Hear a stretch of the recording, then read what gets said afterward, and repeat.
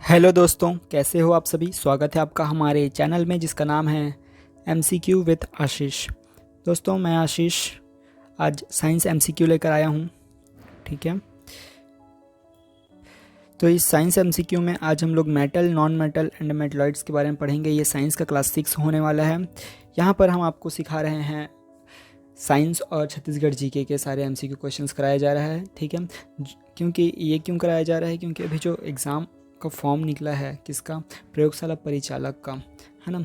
तो उसमें 60 नंबर का साइंस और 40 नंबर का जीके पूछा गया है। जीके में छत्तीसगढ़ का जीके कंप्लीट और इंडियन जीके में भूगोल आएगा। ठीक है, तो वो सारी चीज़ें यहाँ पर कंप्लीट कराई जा रही हैं। ये साइंस का 6वां क्लास है। इससे पहले 5 क्लासेस हो चुके हैं। आपने नहीं देखा है तो आप जाकर देखिए, प्लेलिस्ट इसका बन चुका है, आप प्लेलिस्ट में जाके देखिए। और छत्तीसगढ़ जीके का भी क्वेश्चंस आ रहे हैं रेगुलर बेसिस पे MCQ। ठीक है, तो वो भी आप अटेम्प्ट कीजिए। ठीक है, जितना ज़्यादा आप MCQ अटेम्प्ट करेंगे आपको नॉलेज बढ़ती जाएगी। ठीक है, तो आप जब तक एग्ज़ाम नहीं रहता तब तक आपको MCQ अटेम्प्ट करते रहना है और मैं डेली बेसिस पर वीडियो लाते रहूँगा। ठीक है, ऐसे मौके बार बार नहीं मिलते हैं। 10th लेवल का एग्ज़ाम है, ज़्यादा हार्ड नहीं पूछेगा। ठीक है, साइंस में अगर आपको बेसिक नॉलेज और उसका एडवांस नॉलेज पूरा है, अगर बेसिक है तो एडवांस तो आप समझ जाओगे, लेकिन बिना बेसिक के एडवांस के पास जाओगे तो आपको एडवांस समझ में नहीं आएगा। यहाँ पर पूरा बेसिक से चीज़ें कराई जा रही है। कुछ दिन हम लोग जो है बेसिक्स कंप्लीट करते हैं, फिर आगे एडवांस भी करेंगे। ठीक है, तो सारी चीज़ें कंप्लीट कराई जाएंगी, आप बिल्कुल भी चिंता मत कीजिए। बस बने रहना है आपको, कंप्लीट चीज़ों को देखना है और रिस्पॉन्स करना है प्रॉपर।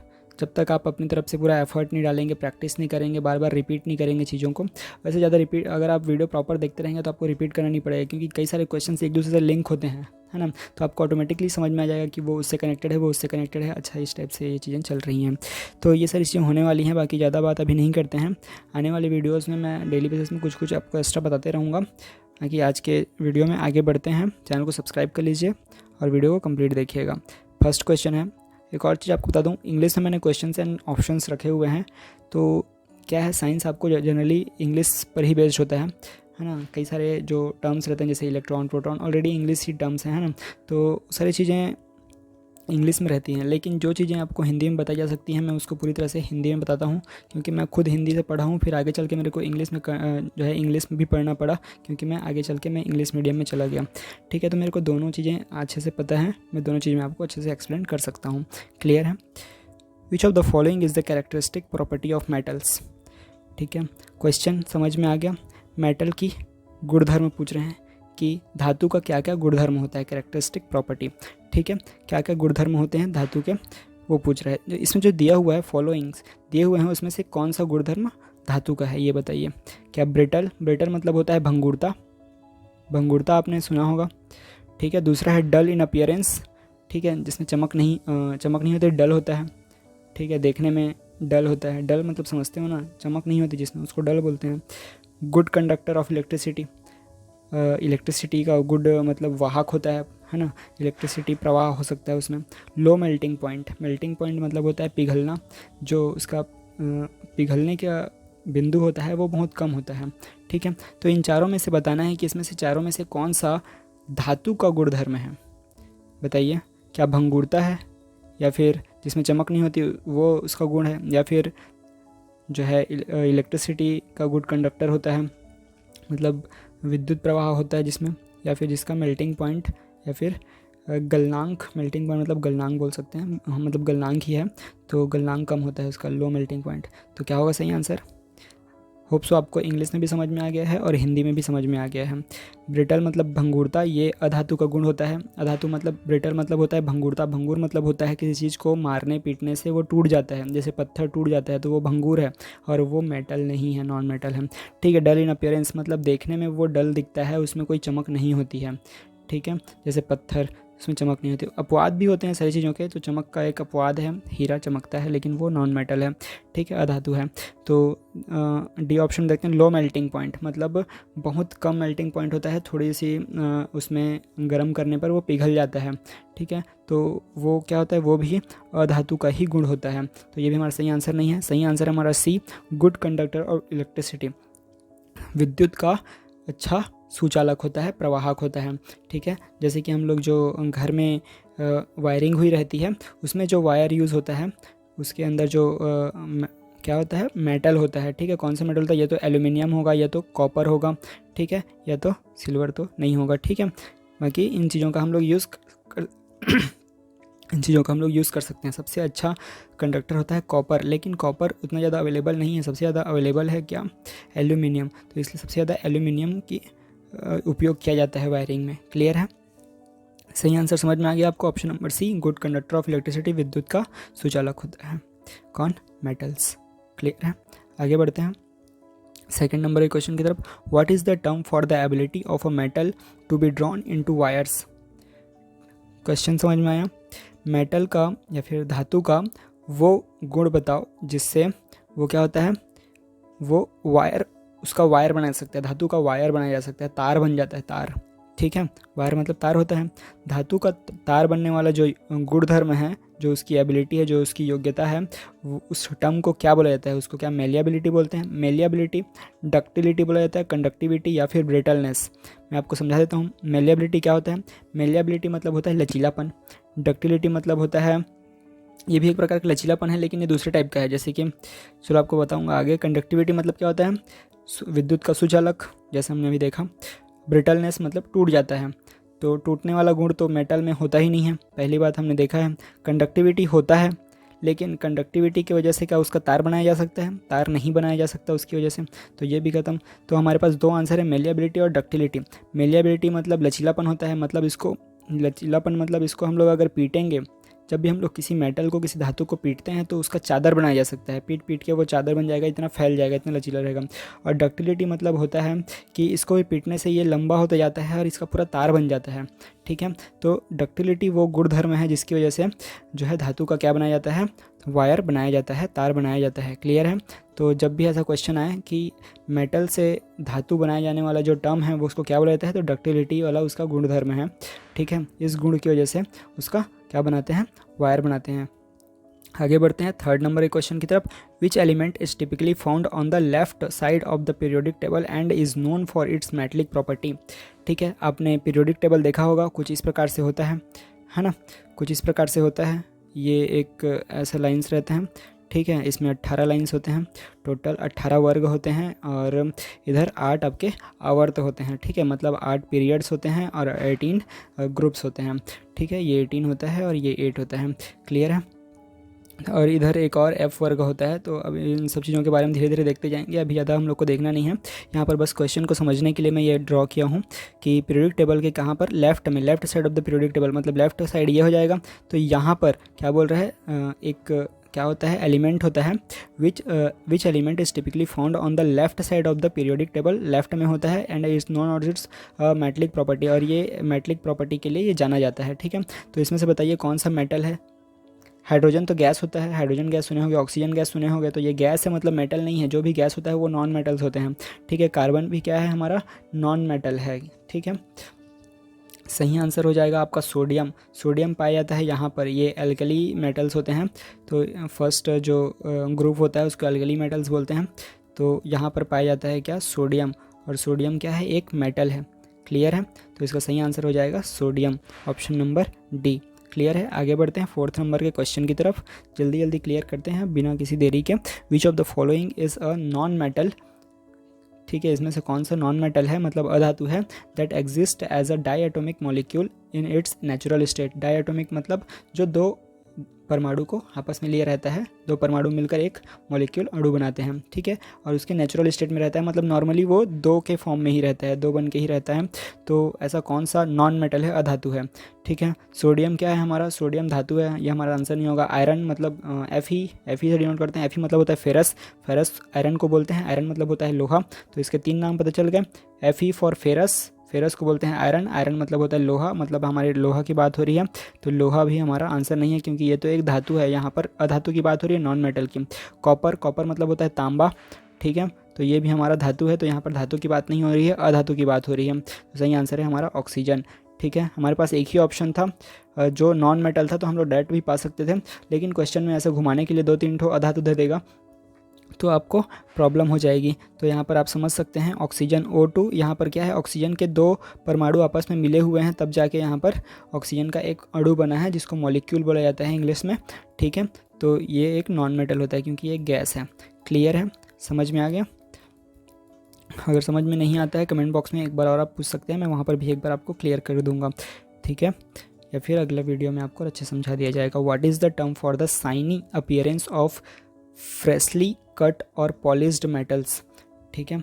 जो टर्म के बारे में बात है, उस टर्म को क्या बोला जाता है जिसमें जो भी मेटल्स होते हैं, पॉलिश्ड मेटल्स, जो पॉलिश किए हुए मेटल्स होते हैं, ठीक है, यहाँ पर पूरा पॉलिश हुआ है, ठीक है, तो उसमें जो अपीयरेंस होता है, मतलब वो जो दिखता है, तो उसमें एक साइन होता है, साइनिंग होती है ना, मतलब वो चमकता है।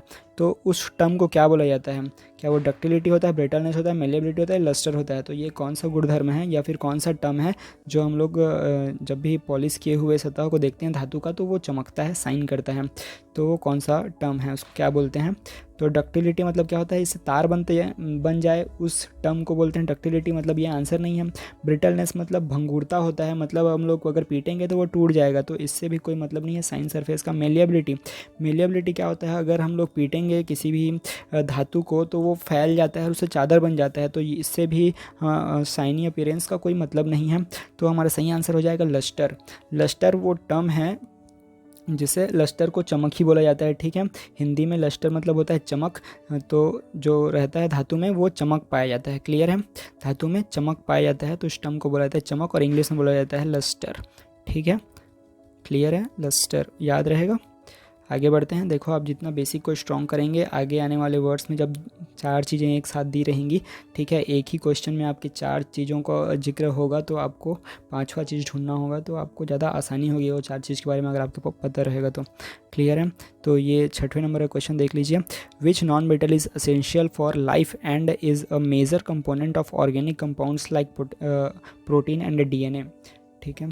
तो क्या बोल रहा है, नॉन मेटल की बात हो रही है, इनमें से कौन सा नॉन मेटल है जो लाइफ के लिए असेंशियल है, मतलब बहुत ज़रूरी चीज़ है, जीवन के लिए बहुत ज़रूरी है, and is a major component of organic compounds. Organic chemistry पढ़े हैं, ऑर्गेनिक यौगिक बनते हैं, यहाँ पर ऑर्गेनिक यौगिक के बारे में बात हो रही है, ठीक है। ऑर्गेनिक मतलब ऑर्गेनिक होती है, आपने पढ़ा होगा ऑर्गेनिक केमिस्ट्री, है ना, ऑर्गेनिक रसायन ऑर्गेनिक, है ना। जैसे कि उसमें आपने पढ़ा होगा हाइड्रोजन के ऐसे चैन बने रहते हैं, है ना, बहुत सारा, और ये मतलब कार्बन के चैन बने रहते हैं और ये हाइड्रोजन के साथ जुड़े रहते हैं सब तरफ से, ठीक है। तो ये हाइड्रोकार्बन्स का एक चैन होता है, ठीक है। तो इसको ऑर्गेनिक केमिस्ट्री बोला जाता है, उसमें सब ऑर्गेनिक्स होते हैं, ठीक है।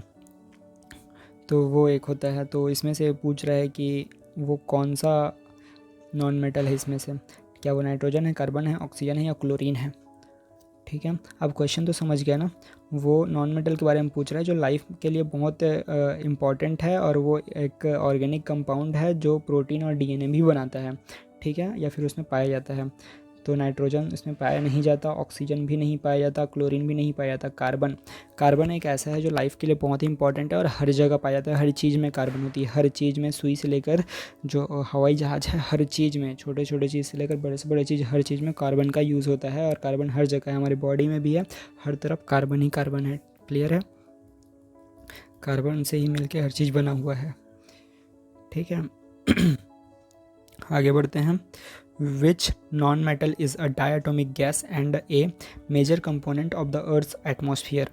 अर्थ एटमॉस्फेयर का एक मेजर कंपोनेंट है, और वो क्या है, डायटोमिक गैस है। डायटोमिक मतलब 2 एटम से मिलकर बना है, ठीक है, मतलब जो भी रहे, ओ रहे या कुछ भी रहे, ठीक है। यहाँ पर मैं ओ ऑक्सीजन के लिए नहीं लिख रहा हूँ, यहाँ पर कुछ भी एक्स मान लेते हैं, 2 आइटम है, मैं यहाँ पर ओ नहीं लिखा था, वैसे यहाँ पर मैं एटम बनाया था, ठीक है।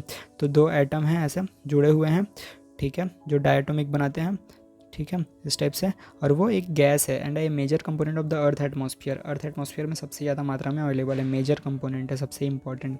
हाइड्रोजन मेजर नहीं है, हीलियम नहीं है, नाइट्रोजन नहीं है, नियॉन नहीं है, मतलब नाइट्रोजन हमारा सही आंसर है, क्योंकि नाइट्रोजन क्या है, 71% अवेलेबल है पूरे अर्थ सरफेस में, 71 और 73 आप देख लीजिएगा, ठीक है।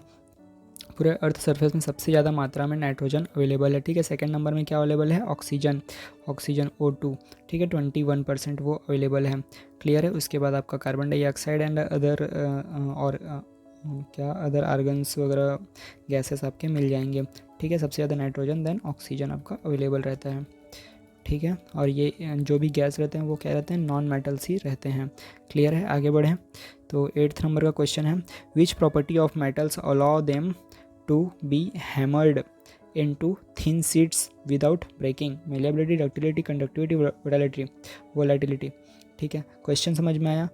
मेटल का प्रॉपर्टी बताना है, धातु का गुण बताना है जो उसको अलाउ करता है, मतलब अगर उसको पीटा जाए, हैमर्ड मतलब हथौड़े से पीटा जाए तो वो थिन शीट्स बनाता है, मतलब पतली चादर बनाता है, पतली चादर। जैसे अगर टीन है, टीन को हम लोग मार रहे हैं, वो एक मेटल है टीन, ठीक है, टीन को हम लोग मार रहे हैं, ठीक है। या फिर धातु, सोना, चांदी, कुछ भी चीज़ है, ठीक है, जो भी धातु है उसको अगर हम लोग मारेंगे तो वो क्या फैलता है, टूटता नहीं है, तो फैलता है। तो ये लोग गुणधर्म को क्या बोला जाता है, तो ये हम लोग देख चुके हैं पहले भी, क्या बोला जाता है इसको, मेलिएबिलिटी क्या होता है बताइए। डक्टिलिटी में तो तार बनता था, तो ये हमारा आंसर नहीं है। कंडक्टिविटी में सुचालक होता था विद्युत का, तो वो भी हमारा आंसर नहीं है। वोलेटिलिटी भी नहीं होता, ये भी अलग होता है इसका टर्म, तो मेलिएबिलिटी सही आंसर है। मेलिएबिलिटी वो टर्म है जिससे हम लोग अगर किसी धातु को पीटते हैं, हथौड़े से मारते हैं, तो वो टूटता नहीं है बल्कि एक फैलते जाता है और चादर का रूप ले लेता है, ठीक है। तो इस टर्म को मेलिएबिलिटी बोला जाता है, क्लियर है। आगे बढ़ते हैं 9th नंबर के क्वेश्चन की तरफ। Which of the following is a metalloid that exhibits properties of both metals and non metals. मेटलाइट्स की बात हो रही है, मतलब उपधातु की बात हो रही है। उपधातु समझते हैं, धातु अधातु के बीच का जो टर्म होता है उसको बोलते हैं उपधातु, ठीक है। तो उसका क्या गुण होता है, प्रॉपर्टीज़ मतलब उसका गुण होता है जो मेटल और नॉन मेटल दोनों में एग्जिबिट्स, मतलब दोनों में होता है, ठीक है। तो इसमें से कौन सा जो है मतलब उपधातु है बताइए। कॉपर एक धातु है, हमने देखा है। ऑक्सीजन क्या है, अधातु है, गैस है, क्योंकि कार्बन क्या है, ये भी एक अधातु है। तो सही आंसर हो जाएगा इसका सिलिकॉन। सिलिकॉन क्या है, एक उपधातु है, ठीक है, एक उपधातु है, या फिर इसको बोलते हैं सेमीकंडक्टर, ठीक है, सेमीकंडक्टर, क्लियर है। सिलिकॉन एक उपधातु है और ये इसको इंग्लिश में बोलते हैं सेमीकंडक्टर मेटलॉइड्स, ठीक है। मेटल और नॉन मेटल के बीच का जो ये पदार्थ है, ठीक है, दोनों का गुणधर्म रखते हैं, उसको बोलते हैं मेटलॉइड्स। आगे बढ़ें 10th नंबर का क्वेश्चन है, विच non metal is a reactive toxic gas with distinctive sharp smell and is used in disinfectants and swimming pools water treatment। समझ में आ गया होगा इसका सही आंसर क्या होगा। क्वेश्चन अगर समझ में नहीं आया तो बता देता हूँ कि नॉन मेटल के बारे में बात कर रहे हैं, जो क्या है बहुत ही हाईली रिएक्टिव है, तुरंत रिएक्ट करता है चीज़ों से, ठीक है, और वो टॉक्सिक गैस भी निकालता है विथ डिस्टिंक्टिव शार्प स्मेल्स आते हैं उससे, ठीक है। टॉक्सिक गैस है जो स्मेल भी छोड़ता है। And is use in disinfection, swimming pool के पानी में उसको डाला जाता है, ठीक है, पानी को साफ़ करने के लिए। तो कौन सा है वो टर्म क्या है, विच नॉन मेटल, किसकी बात हो रही है यहाँ पे, हाइड्रोजन की बात हो रही है, ऑक्सीजन की, क्लोरीन की या नाइट्रोजन की। आपने यूज़ भी किया होगा, जानते होगे, आपका कमेंट बॉक्स में बिल्कुल आंसर दीजिए। इसका सही आंसर हो जाएगा option number C, chlorine. Chlorine का यूज़ किया जाता है, ठीक है। Cl, क्लोरीन होता है Cl, और ये एक इसका क्या होता है 17 होता है, तो लास्ट में इसका एक बचता है, तो ये एक शेयर करता है Cl, ठीक है, Cl ये शेयर करता है, ठीक है। तो इसका सही आंसर हो जाएगा क्लोरीन, और ये हमेशा डाई एटॉमिक होता है, दो मॉलिक्यूल से भी दो आइटम से मिलकर बना होता है, ठीक है, क्लियर है। तो इसका क्लोरीन हो जाएगा। ये स्विमिंग पूल पानी की सफाई के लिए काम होता है, रिएक्टिव होता है, टॉक्सिक गैस छोड़ता है, शार्प स्मेल देता है, तो ये सारे इसके गुणधर्म हैं। आगे बढ़ते हैं, ये नॉन मेटल है क्लोरीन, ठीक है। विच ऑफ द फॉलोइंग देखते हैं, which of the following is a property of non metals. Non metal की प्रॉपर्टी इनमें से कौन कौन सी है, ठीक है। हाई इलेक्ट्रिकल कंडक्टिविटी, विद्युत का बहुत अच्छा सुचालक होता है, नहीं होता। मेलिएबिलिटी, मतलब हथौड़े से अगर पीटेंगे तो चादर बन सकती है नॉन मेटल की, नॉन मेटल मतलब अधातु की, नहीं बन सकती। ईंट को अगर पीटोगे तो ईंट टूट जाएगा, पेंसिल को पीटोगे तो पेंसिल टूट जाएगा, वो अधातु है।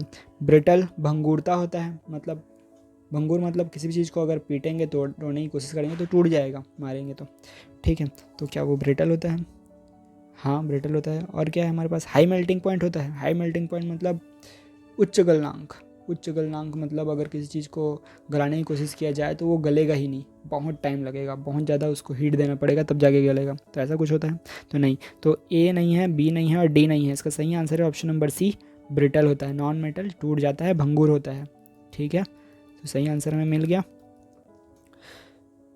आज का लास्ट क्वेश्चन है 12th नंबर का, देखते हैं कितने लोगों से बनता है ये वाला और आप लोग का कितना सही हुआ मेरे को कमेंट बॉक्स में ज़रूर बताइएगा। Which element is used in the manufacture of semiconductors and computer chips due to its ability to conduct electricity under certain conditions. इसका सही आंसर कौन कौन बता देगा, बताइए।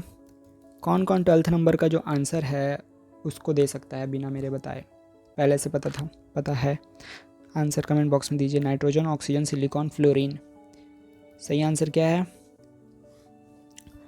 ठीक है, क्वेश्चन समझ लेते हैं। विच एलिमेंट, कौन सा तत्व is used in the manufacture of semiconductors, semiconductor के मैन्युफैक्चर में। सेमीकंडक्टर में समझते हो उपधातु के, ठीक है। सेमीकंडक्टर मतलब उपधातु, मतलब कंडक्टर और इंसुलेटर के बीच। कंडक्टर मतलब जो विद्युत का सुचालक होता है, इंसुलेटर मतलब जो विद्युत का कुचालक होता है, उनके बीच सेमीकंडक्टर जो बीच का होता है, ठीक है। एंड कंप्यूटर चिप्स, ठीक है, सेमीकंडक्टर और कंप्यूटर चिप्स दोनों बनाता है due to its ability to conduct, उसकी जो एबिलिटी होती है, जो उसकी योग्यता होती है क्या करने की, कंडक्ट इलेक्ट्रिसिटी, मतलब विद्युत प्रवाह करने की जो उसकी कैपेबिलिटी होती है, एबिलिटी होती है, अंडर सर्टेन कंडीशन, वो उसका एक निश्चित कंडीशन होता है, उसी कंडीशन में वो सब करता है, ठीक है। तो उस एलिमेंट का क्या नाम है? क्या वो नाइट्रोजन है, ऑक्सीजन है, सिलिकॉन है, फ्लोरीन है? बताइए। नाइट्रोजन नहीं है, ये एक गैस है, ठीक है। और इसमें ये कोई जो है इसमें कोई कंडक्शन का प्रॉपर्टी नहीं होता, ये विद्युत का सुचालक नहीं होता। ऑक्सीजन भी नहीं होता, ये भी गैस है। फ्लोरीन भी नहीं होता, ठीक है, ये भी एक अधातु है। इसका सही आंसर है सिलिकॉन। सिलिकॉन क्या होता है? ये एक उपधातु होता है, मेटलॉइड होता है, इसमें मेटल और नॉन मेटल दोनों के गुण होते हैं, ठीक है। और ये कंडक्टर भी होता है और इंसुलेटर के बीच का पार्ट होता है, मतलब ये पूरी तरह से कंडक्ट भी नहीं कर सकता और एकदम रोक भी नहीं सकता अगर कंडक्शन प्रोवाइड करना चाहें तो। मतलब इसका एक लिमिट है, मतलब इसको एक अगर कंडीशन प्रोवाइड करें तो ये अपने हिसाब से इसको हम लोग कंट्रोल कर सकते हैं, इसके कंडक्शन को। इसीलिए सिलिकॉन का यूज़ किया जाता है सेमीकंडक्टर्स में, कंप्यूटर चिप्स में। क्लियर है?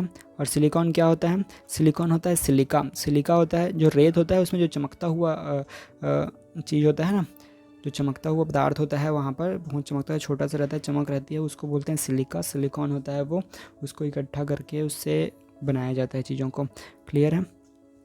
तो ये आज का 12th क्वेश्चन का पूरा था, ठीक है। ऐसा पूरा सीरीज आने वाला है अलग अलग टॉपिक्स के ऊपर, जब तक ये मेटल मेटलॉइड्स के टॉपिक ख़त्म नहीं होंगे, मेटल नॉन मेटल मेटलॉइड्स के, ये चलता रहेगा, ठीक है।